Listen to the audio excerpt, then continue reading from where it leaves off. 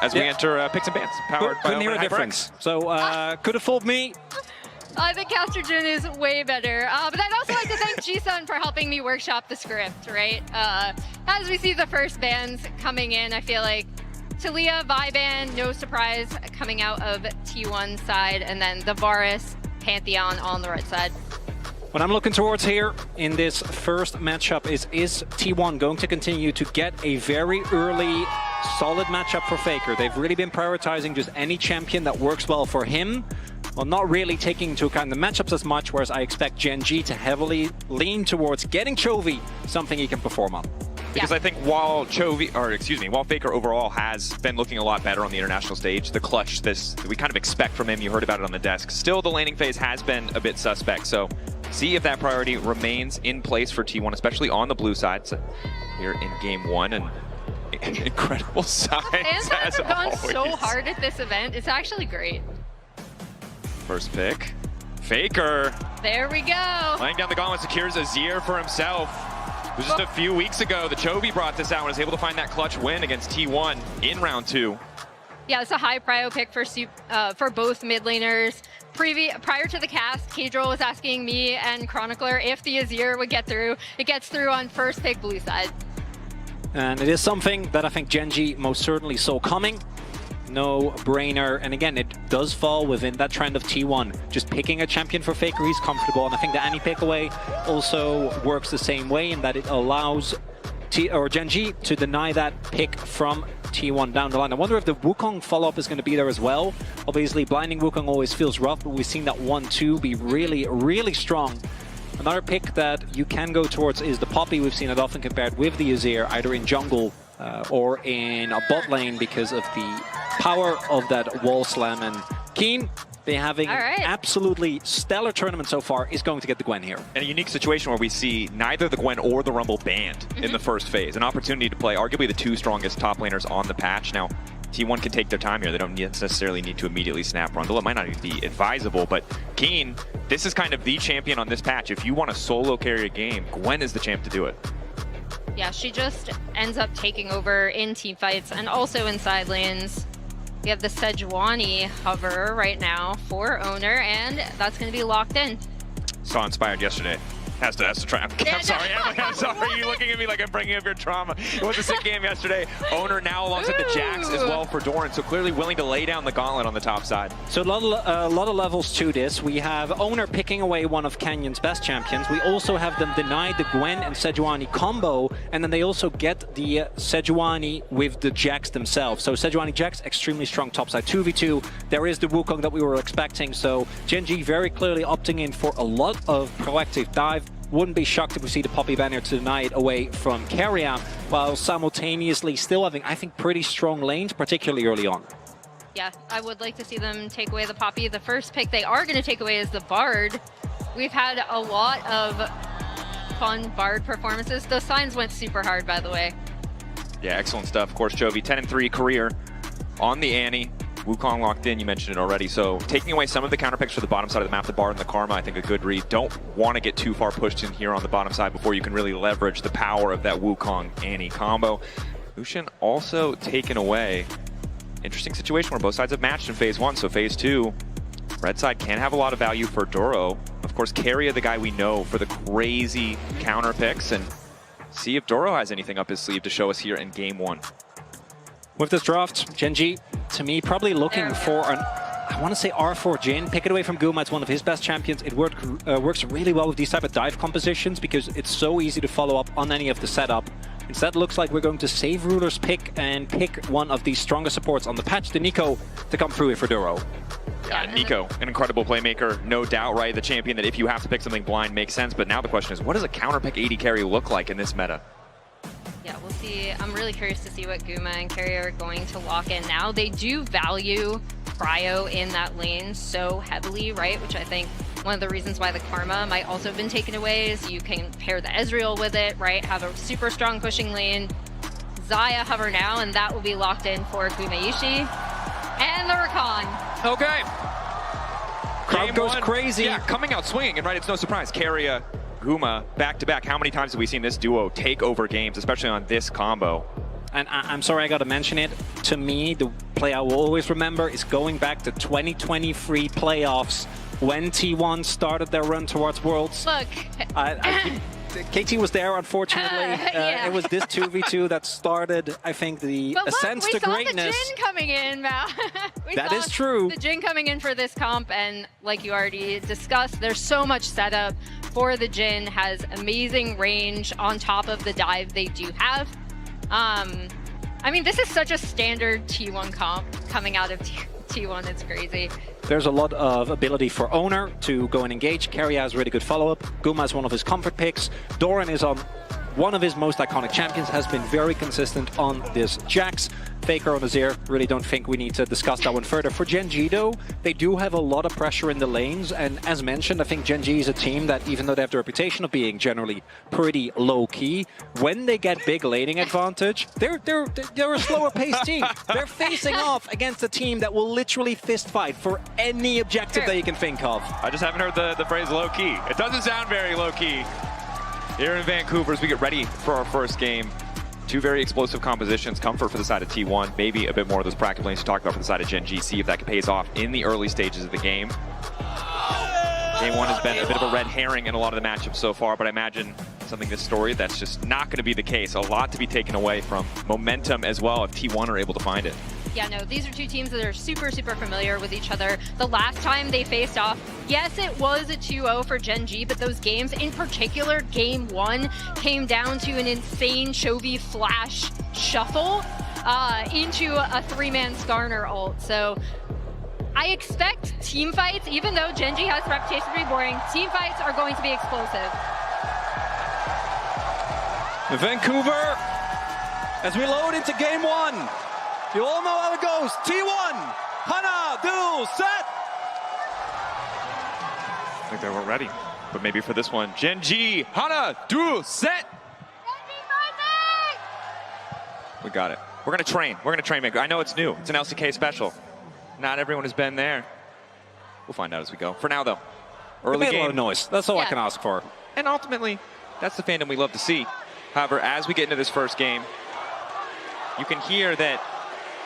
And this is what I think makes T1 so terrifying. The desk predicting for them as well. It's the T1 magic. Maybe oversimplified as being clutch. But again, every stage they play on feels like a home stage. And it's something that the Gen G players cannot let get to them in such a high-stakes match. It was really interesting to hear from Doran in his stage interview where they were like, what's been the difference being on this T1 team? And he talked a lot just about their preparation, both in and out of game, as something he's like, oh, now I see it, right? Like now I see why and how this team has been so successful.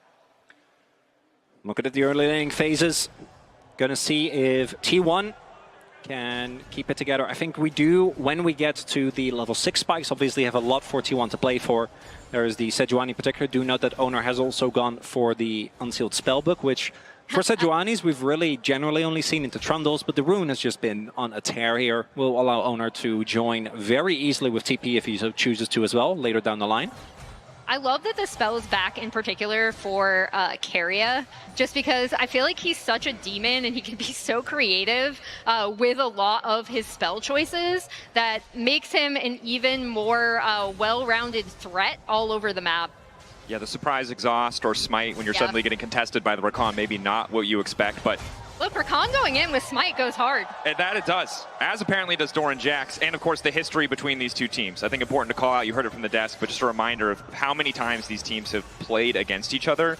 It has been such a close-fought rivalry. It is historic, essentially since the dawn of all esports, just about, right? Across name changes and org changes, player changes, roster changes, Faker really the only consistent, and with the return of Ruler, that much more history across 10, 12, 13-year rivalry.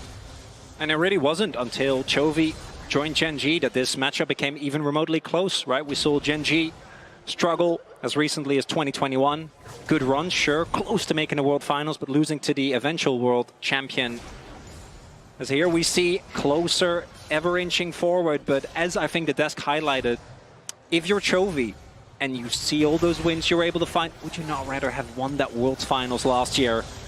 It's something that I think always warrants discussion. Early laning phase here, thus far, not going too crazy one way or another, as we do have both junglers. potentially looking for a gank. Canyon paying some attention topside, but was spotted out on a bit of vision. His Oner is just trying to keep the ball rolling on the bottom side. Quick stun, cleanse out.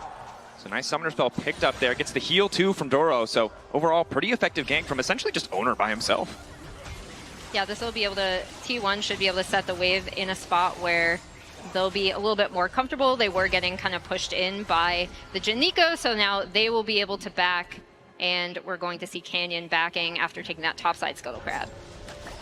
For me, this mid lane matchup, something that we're going to keep a very close eye on, because I don't think we've seen domestic Chovy yet. Last year, we saw him a lot during MSI, had a couple of extremely high-stakes, high-pressure games, even in the finals, was heavily targeted, didn't end up mattering. Had an incredible tournament. I don't really think we've seen that thus far. Doran and Keen finding here towards top, but Keen obviously looking for a base as the lane swap does come through here.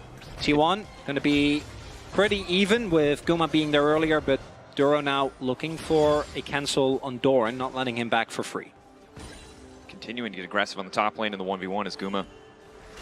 Now there to back up. Lane reset coming through Duro. Guma out for Blunt. He knows he has to use the flash. There was no heal from earlier. The level 3 Xayah rush camp solo? I thought Doro was dead there.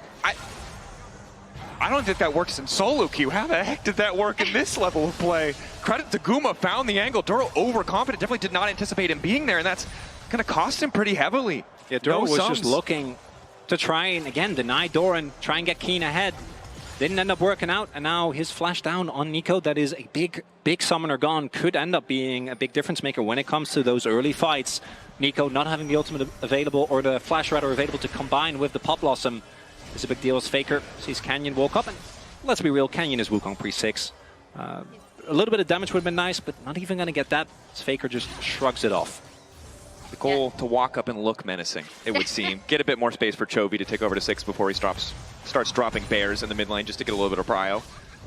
Although, I think when we were coming into this, we're like, oh gosh, Chovy versus Faker, all-time greats. I think this early lane matchup, probably not where we're going to see that spice. I think we might have to wait another 10 or so minutes. No, we have a Sejuani and a Wukong. Look, the Wukong is like halfway to 6. But as Doran pushes up on this bot side, this prio is actually going to give Oner free license to grab that first Drake for T1. And I actually want to talk about T1's Drake priority a bit, because last year at Worlds, when these two teams faced, I thought T1 was the best at using grubs, right? And that evolved throughout that tournament. At this tournament, they've been super high prio on Drakes, and first Drake in particular. They actually broke BLG's kind of first Drake take percentage in their 3-0 stomp of BLG.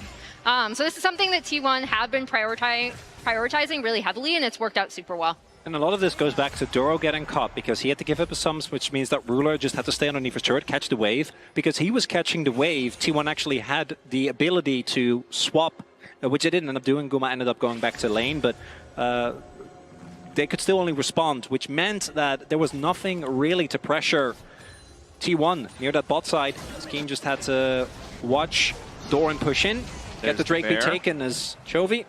Let that bear go. Getting some harass down. Trying to get prio in the lane, no surprise. Of course, recurve bow back for Faker alongside the Amto means he's not going to be able to do much to trade against that burst damage quite yet. And we see these lane assignments coming through with not Chovy. Oh my gosh, I'm getting trolled by Neeko again. The bot lane going up into Doran, and then T1's bot lane going up against Keen. So trying to kind of keep both of these top laners at bay. We haven't seen this as much in a lot of our swaps. Usually teams kind of match the swap, but I think with what happened earlier, Doran putting down a lot of pressure, knowing that Neeko's only level 4 isn't too concerning, but the Jhin is level 6, Doran. Third shot, fourth, wait, okay. Doran stone cold, had to use the ward hop, but manages to make it out. Yeah, entirety of the play, vintage Doran goes in when he probably shouldn't, goes low, doesn't even need to flash, ends up just able to dodge, Ruler not hitting that final shot, and that means that the attempted play from Gen G gonna fizzle out for now. Gen G has been able to build a big lead in the mid lane here, though, with Faker having to respect the pressure that has come through, as that's the real Canyon. Canyon forced to flash away, stun landing, immediate fall coming in from Keria. Oner and Keria working together beautifully. Canyon might just cut down by base damage. Faker now trying to follow, but they don't quite have enough burst. that stun that Chovy landed onto Faker to keep him out of that was huge, and kind of the only reason that Gen G weren't, the Canyon kind of didn't die, right? Oh, Gen G though used a lot of cooldowns. They still want to look for the contest here. T1, are they ready? Gen G, Guma ready to pull the feathers back. Maybe happy to just take one grub, try to deny all three. Magic so far, good pushback! Only managed to find the clone, and now it's first blood coming through. Keen there in the nick of time, and the needles are starting to fly. T1 packing things up, trying to get out now. Last grub, they aren't even worried about it. Keria and Oner on the way out. Guma trying to hold on, but the Void grubs are down, and in the end, it's 2 for Gen G. And Gen G, see T1 try and contest those grubs, but T1 really underestimating how happy Gen G was to contest that. And I think because Canyon was so low, they're like, okay, the Wukong is gone. That's one of the biggest spikes. But guess what? Gen G ready to fight for that to the death anyway. Yeah, I mean, you could see that T1 had it kind of set up as well with Keria TPing in, like that was very planned from them. As we see the setup on this again, T1 and Guma, and here comes the Keria TP. Faker is coming out, and Guma does miss the ult, which also ends up being pretty important. And I think Guma felt pressure to ult because there is a Annie right next to him. So if he gets hit by a Q, he just ends up dying. But instead, because that ult is already gone, he can't really walk up nearly as far. They don't actually have the damage to take down Canyon, and Keen goes unchecked in this fight. Keen is really the demon in that fight, because I think part of the reason T1 felt good about taking that is they saw Annie ult was down. They saw Jin ult use bot lane for the kill that didn't quite come through. No Wukong ult. They thought they were in a super comfortable spot, but really underestimating what Keen can do, even without any items under his belt, with just an ulti and a choke point. But now, stun on Faker, a bit of a moment of discoordination as Faker flashes away. Not going to get the last shot as Keria saves his mid laner, will not give Ruler the 4th bullet. Still big window for Gen G. They get Faker's flash. They get tempo on the map. Might be looking towards setting up for this Drake in 30 seconds. And I think the scary thing here is we've seen T1 prioritize Drakes, as you mentioned, Emily, and so often it's worked out. But often Gen G with the gold lead is a more terrifying threat, though. Keen now locked up, cut down on the way out, and the TP's too late. Chovy found a little bit of CC. Maybe he can burn down Oner, but they want to turn this one back. 3 looking for the 4th stack, but instead, Chovy finds a kill in return. Jovy's able to get the return kill, but there you see, Stun, flash, okay! It's probably about time to mention that Jax is one of Doran's best champions, maybe?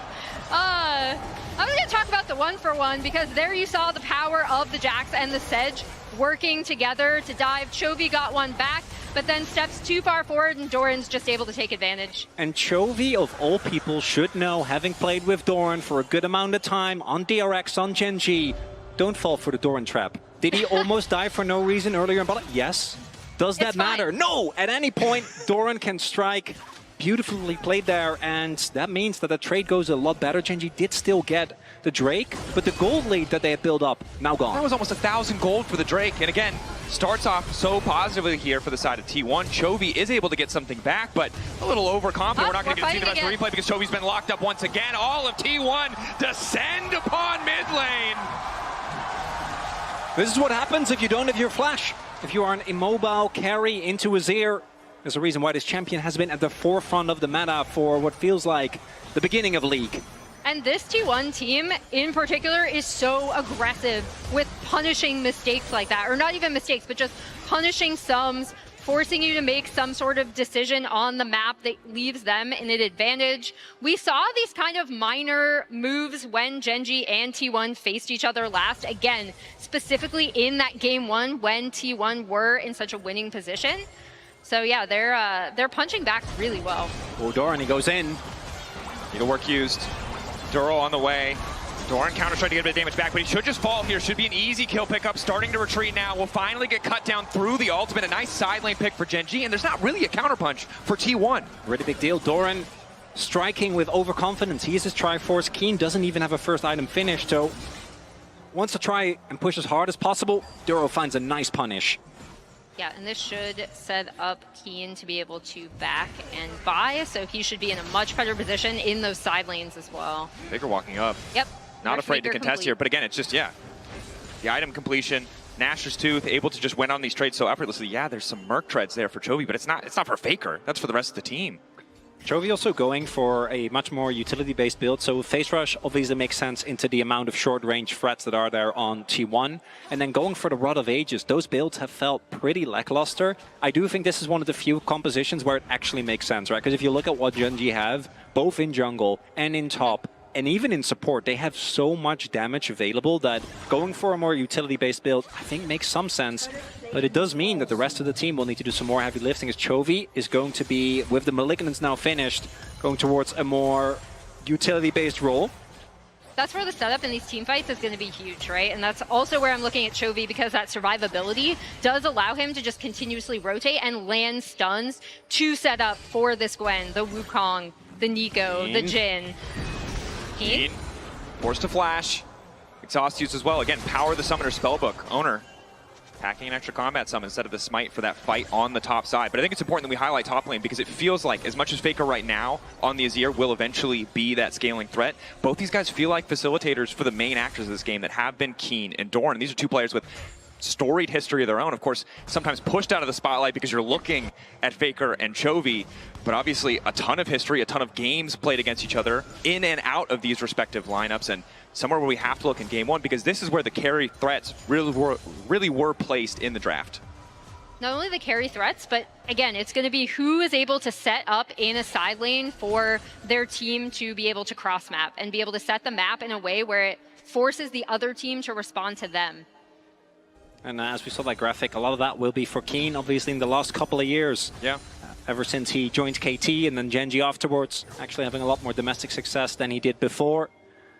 Winning his first title on this organization as well. And we might have a Herald fight on our hands. Looking at the summoners available, it's only Keen that doesn't have his. Everyone else has theirs, and T1 looking for a quick pick-off onto Chovy here. T1 seemingly willing to concede this Herald to get this pick on side lane. Chovy maybe feels like he's secure because he knows that objective would normally be the priority, but he's going to find out very quickly that he's not alone. How is he going to try to outplay this one? Baron to lock up Faker, try to mitigate some of that damage, but there's just nowhere you could go!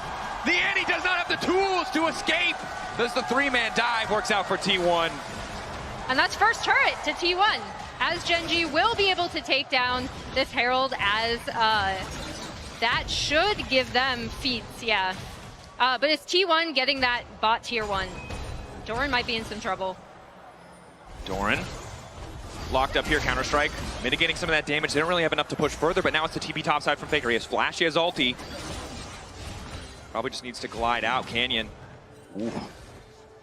And we've seen the exact play happen with Faker about 1 million times. It's never actually a pick. Always turns into reinforcements arriving. This time it's Faker TPing in. I think Gen.G's still going to be happy with getting that summoner, but that bot side play, Chovy not expecting that many resources being paid towards him as Keen. Faker, push back onto Keen. Keria on the way in. Exhaust coming into Rakan. The charm, the layered CC, nearly flawless. Keen trying to heal back. Keen trying to make the difference. Doesn't quite have it. Faker and Keria find the kill. We also had Ruler on the way. I think he was trying to look for an old angle. Didn't quite find it though.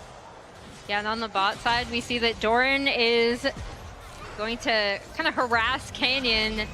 Contest this is Ruler. Quick ulti in the mid lane, gets the cleanse. Now can wander down to the Drake, but T1 taking their time. Likely to concede this. Don't want to give up a Drake for free, but really don't have the resources on the map. And in the meantime, it is still Keria and Faker pushing down on the top side. And what we see here is textbook T1, right? Just overloading on these sides. First is the pick onto Chovy, then it's a topside play, baiting and TP. It looks like Doran is overextending. He's fine anyway. Might have to be careful here, as we do have Duro on the deep flank. Of course, Doran trying to clear the bear out before anything else happens, but there's still a Herald in the back pocket of Canyon if they do want to pressure somewhere else on the map. Finally, Keen is going to be able to catch that wave on the top side, working towards that second item, but T1 have been pretty relentless playing for these side lane picks. A similar story for Gen.G, and it's been pretty even trades across the map. Yes, there's an extra Drake now, as well as an extra Grub for the side of Gen.G, but T1 holding on to that 1.5k gold lead. Yeah, and so much of it is actually in Faker in this mid lane, right? He has about 800 gold, which isn't a massive gold lead, but it's a really solid one, especially for something like the Azir, which is just going to scale so well into the late game. But yeah, all of these side lanes are now opened up. So we'll see how Gen.G and T1 end up setting up the map, especially with a Jax and a Gwen. Both these teams obviously having a lot of team fight power available as well. For T1, as long as they can avoid getting flanked, I think their front to back is so hard to cut through. You have Jax that can create space, you have an Azir. The engage obviously is amazing. If either Chovy or Kindo, even Canyon, ever finds their angle, and really it's often T1 that we see go for like these, what, 3-4-pronged engages. I think that's what Gen G is going to have to look towards, which is why it's very important. They don't lose mid lane turret, and they hold on control of the vision. If the vision gets fully choked out, I don't think Gen G can just play a straight up front to back. Multiple members of the team now descending on the bottom side of the map, looking for that vision, trying to wrest this control away from T1, hoping to find a pick as Keria. Now realizes he's spot Doro. Quick bit of lockup, trying to protect Faker. Faker needs to get it out of there. Keria going to use the ulti to try and hold on. Doro trying to find it. Chovy looking for a bit of fall, but Faker still standing for now. Oner ready to body block the shots. Faker still living, but in comes Keen. Gen G on the bottom side have found a man out of place, and they're looking to find quick kills. Making it look effortless, but it's Doran now. Herald used it, might just have to be the escape path. Doran locked up and shut down the fourth shot. Finds his mark, and out goes Canyon. And there's a reason why Gen G says, we know how to deal with T1. I've seen that play run by T1 a million times. Faker is quote-unquote overextended as Canyon does miss the turret. We need to revoke Canyon's driver's license after that one. But yeah, that was so well set up, and that's where... Okay, that must have been on purpose. Yeah. Ruler, on purpose. Yeah, it was on purpose. That's where you really see the power of this team composition when they are able to set it up. Keen coming in on the backside of this. It all starts with Duro and getting on to Faker. And the crucial thing is that they actually get the hard CC down on Faker before he gets to shuffle out, because T1, again, is very ready for this play. The only downside is Doran can't actually join the fight until their main damage dealers are either taken out of the fight or already dead. And you can see how, if Gen G get the jump, as you mentioned before, with the Annie and Wukong, or in this case with the Nico, how easy it is for them to play out the rest of the fight, because T1 used so many of their resources defensively that when Keen shows up, he's just kind of allowed to run free. Oh, we're looking at Atacon. Potentially a big gamble. 2.5 items completed for Guma, relatively strong, but tough now to get into this fight. And now that Gen G have control over the space, Keria wandering forward. Walking in, Faker. Doran looking for the flank. Multi-pronged fights, you mentioned it before. Looks like we might just flip it. 3.9k instead. Gen G collapsing on the flanker, but now it's T1 going all in onto Keen. Doro looking for the counter gauge. A nice interrupt to stop from getting into the midst of the entire lineup. Keria barely holding on live, and they get the Atacon! Guma steals it! That's Faker now on the retreat. Gen G hungry for blood. They need to get kills back. They can't afford to give this away for free. Keen will get Faker, but at the cost of the Atacon. Should be able to get Doran in this turret as well. Gen G trying to snowball as much as they can. Taking another kill. There's not much to transition it to. A top lane tower maybe, but that's infuriating for Gen G. They got the kills, they just couldn't get the objective. Yeah, Oner says, thanks for the leash, guys. I'm just gonna come in and take this one. And really, as with so many things, Doran here on the flank, Keria going in onto Keen, kind of forcing him out. And then, yeah.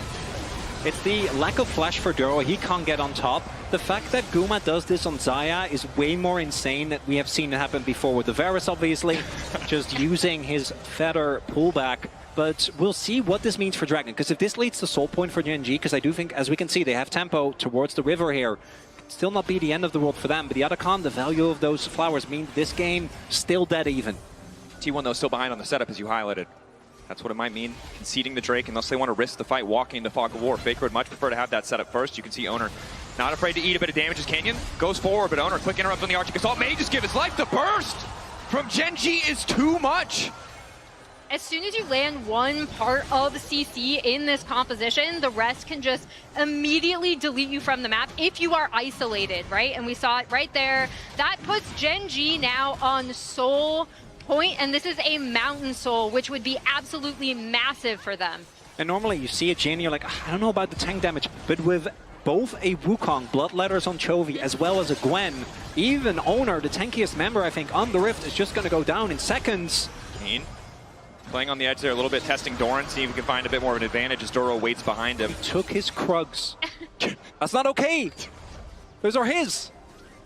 You got to earn the title, Krug Lord. You got to keep. He has to keep fighting for him. You can't fight for him once and keep the title. Keen wants it for himself. A little disappointed. Yeah, I mean, fair enough. I will also say that while I really love the spellbook Sejuani, I think one of the downsides, as you can see there, is normally he would have procced Aftershock. He'd be a bit tankier. You are very squishy. The upside is, in the fights to come, as we keep our eye on Keria, Ruler pushed back! caught out. T1 ready to go through in the ruler spot, essentially. It's the ruler moment. Yeah, a lot of poignant history there as Faker swoops in to find ruler on an immobile carry. And this is the best part of the matchup for us as fans, as spectators, as enthusiasts, but it's so hard because for him it's another death mid lane, but for us it's the pattern, the history. How many times have we seen that play be a decider as T1 trying to wrest control of the mid lane? Gen.G not going to let it go easily, however, as a secret minion will just be a clone this time around. I gotta say, if ruler didn't flash, I actually don't think that plays a big of a deal because there's no objective on the map. There isn't really a lot of opportunity for T1 to try and get anything out of this kill. One sneaky minion. Ooh. Doro gets the cancel. But because he flashed, it means that any subsequent play from both Doran and Faker is going to be way more oppressive. So I do think this is the type of composition we have a lot of threats. So just gunning for ruler might not be the be-all end-all for T1. But it is, I think, a very costly investment into, let's be real, even if you flash there, you end up dying. You have to flash out of the initial shuffle or just accept your fate. Which he did not do, is now looking for a pick onto Doran, but reinforcements are always on the way. Gen.G walking forward with confidence, knowing how much burst damage they can lay down if needed. Just T1 forced to respond. It's only Faker providing them a pressure point on the top side of the map. 30 seconds till Baron. We heard it from the analyst desk, the T1 Baron circus may be an angle, but Gen.G not a team who you would expect to fall for it, although we said that in semifinals last year, and T1 still managed to get away with a surprise Baron, so still need to be on their toes. Their Baron damage is also insane this game. Looking at both Faker, Gumayusi, as well as Doran, so Gen.G need to be very careful, very deliberate with this. Yeah, and you see both teams setting up their side lanes before that Baron. That top wave was pushed out. Chovy just responded to it. And then we have both top laners in the bot side for now. But no TPs Yep. for the side of Gen.G. No flash on their AD carry, although no flash for Guma either. So difficult for Gen.G to play the entire map. Keen may end up being late to the play if T1 do want to force this. Not a bad situation for T1 at all, despite, you know, the 3K gold deficit and Gen.G being at sole point. Carrier's just gonna get stunned up, go out. And yeah, if they keep Doran on this bot side, it's actually a great pressure setup for T1 because they can kind of dance around this Baron. Spot on a bot side jungle though, gives Canyon a lot of leeway to just walk in, contest some of this vision. Some of the deep ward around Drake from earlier is paying off. When highlight item finishes, Gumayusi has his Infinity Edge done. Faker approaching third item. 2 items basically done across the board here. Ruler getting close to his IE as well. It's going to be a big spike for him, but obviously as long as that flash isn't available, he needs to be very careful about how far he walks up. As we have now a stalemate. And Gen.G, because they have Soul Point, they could also just trade Soul for Nash. I think that's a great trade. I think getting Mountain Soul is so insanely powerful when you have the ability to just dive into the enemy backline with reckless abandon. Especially against this composition too, right? Because this team really wants these kind of longer, sustained front-to-back team fights. Mountain Soul helps Gen.G's composition deal with that so much better. Definitely a strong point. Ruler tries to find a route. T1 looking to get aggressive as Keria manages to catch out Chovy. Quick 1-2 punch. Chovy flashing, gets the bear down. Sprinting as fast as his little legs can go, but it's Oner to finish the job. Now Keen looking to follow up. Doro looking to find a 3-man knockup. And in goes to Gwen, trying to snip way through the T1 mid laner. Keria catching, trying to defend. It's just not enough. They're too powerful. Doran, though, looking to take down Ruler. He knows he has no flash. He wants desperately to finish the job. They're too forward. The leap strike. Doro can't find the route. It's a mess across the fight, but it looks like Keen should just be able to chase this one down. Doran taking his time, ward over the wall, quick hop to safety. Multiple members lost on both sides. 2 down for the side of Gen.G, 3 down for the side of T1. Guma needs to make the difference. 3 items on this carry, but it's Doro and Canyon on the chase. Feathers go up, the pullback, he can't find the angle, and down goes Guma. And Chovy survives for just a second longer, meaning that Doro can find a beautiful counter engage, which sets up for Keen. Allows Gen.G to still find these big fight wins. Look at the Drake timer. T1 tried to go for the big fight there, just wanting to blow up Chovy, who doesn't have a defensive item, but it ended up failing and backfiring. And now instead of being able to leverage that Baron, right? Gen.G, well, are we contesting? Oh, okay, they are going for the Baron, which is smart. Sometimes you need the circus. Gen.G, though, appear to be ready for this one as Faker's just waiting over the wall. This is the power of Azir. Let's go. This mid laner can shred through the objective. T1, I think they believe that they're unspotted, but Doro's on the way in, so they'll know they're in trouble now. Oh, Canyon's here. Willing to flip it, willing to bet it. Canyon stepping up, T1 now retreating. Is this just going to be a massive leash? Gen.G, They found Faker. no reason to take the risk, and now it's Faker who has been caught out, wants to slide back, but there's Ruler waiting, looking for the finish, the kill. Faker gonna go down. T1 over eager, too comfortable in the idea that Gen.G would be fully committed to that Drake. And this is why Gen.G have been T1's nightmare domestically. They know these teams so well. They read the play like a book. Go towards the Dragon. Know that T1 is going to look for a heavy play towards Nash. End up getting off. T1 might just try again, but this time I don't think they're going to be able to do anything. Yeah, without the Azir damage, this Baron looks a lot different. Keria has Smite and is waiting around the pit. Oh. He's 3K, he's wandering in, he's looking for the Miracle Steal. Junglers are hating some of their spellbook right now, but Gen.G have the discipline. They don't knock it low, they don't risk the 50-50, they zone off Keria, and they get the soul for themselves. Yeah, that's Mountain Soul to Gen.G. That's absolutely huge. I will reiterate, I love seeing Keria with unsealed spellbook. It's so unhinged. You know he's looking for that Smite steal. And when do you need to be ready for the Rakan to come check you? Exactly. Because normally you'd put one person there and be happy. Luckily, as Mal mentioned before, Gen.G are ready for this kind of play. Didn't feel like they were here, but in the extended fight, it does look good in this priceless moment of the game. As Chovy ends up getting caught here, very nice pick, but then this Freeman ultimate plus the damage from Keen means that even though Faker can delay for a little bit longer, Canyon gets on the back line, and if it is on the front to back, it's a messy fight. Gen.G can run amok.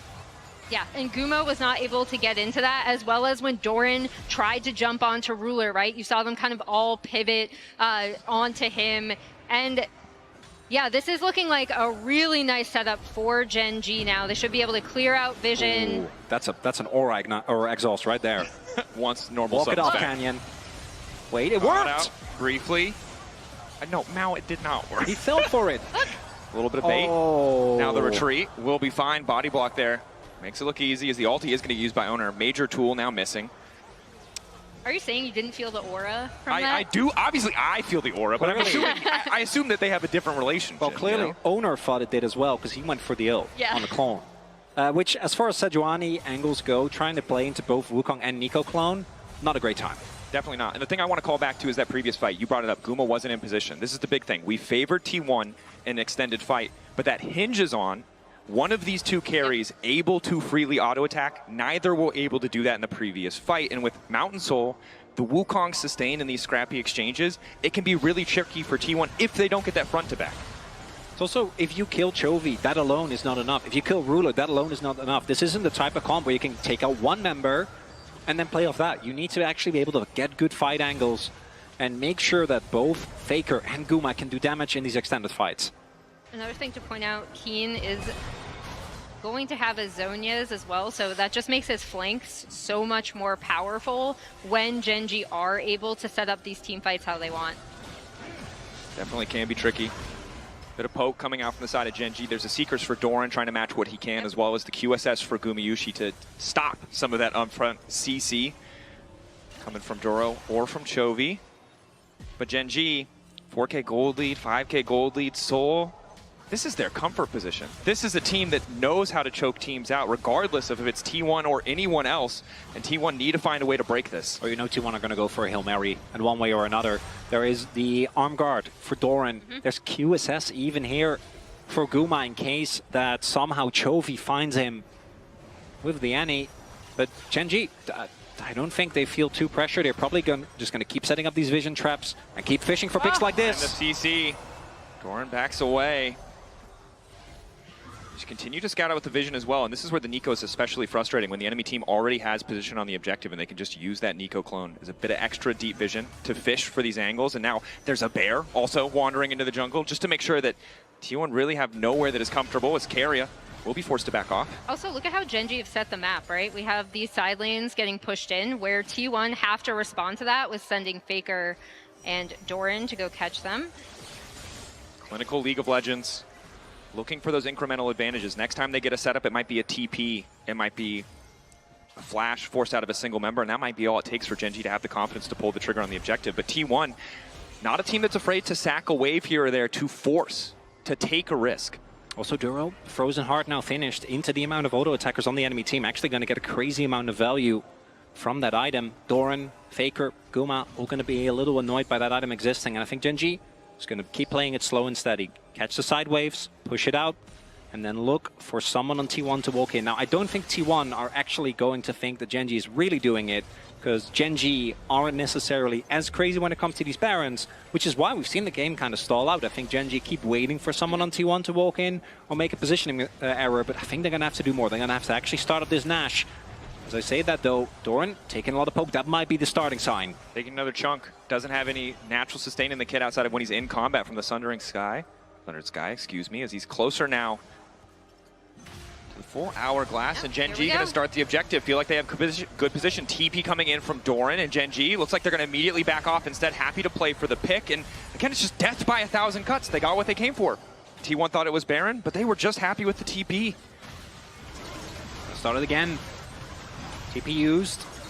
All sums basically available here. Gen.G. Chovy, CC onto Doran, instant combo. There's nothing he can do about it, but he goes golden. He buys an extra moment, and it's Guma and Faker on the backline for now, uncontested, trying to fire back. But the objective in the sights of Gen.G, keeping the pressure there. Keria has smite. And he does. As does Oner, and they're trying to lock him out of the pit. Canyon, nice backstep with the clone. The chunks onto both clones, massive, but not the real champions. Gen.G poking. Using the mountain shield. Yeah. Just waiting for it to regen. Chovy on the flank. Ruler trying to find the angle. Bit of CC down on a Faker. The flash forward. He goes golden. Can they try to turn this one back? A multi-man push into the waiting arms of Guma. Guma free firing, but Chovy flashes forward. Finds the CC. Quick QSS. Ulti out. The fight is so damn close. Ruler, one more bullet. Into the ulti. And it might just be curtains for T1 because Gen.G. What a fight. The Quadra for Ruler. Ruler Quadra kill cleans up a fight that was so close.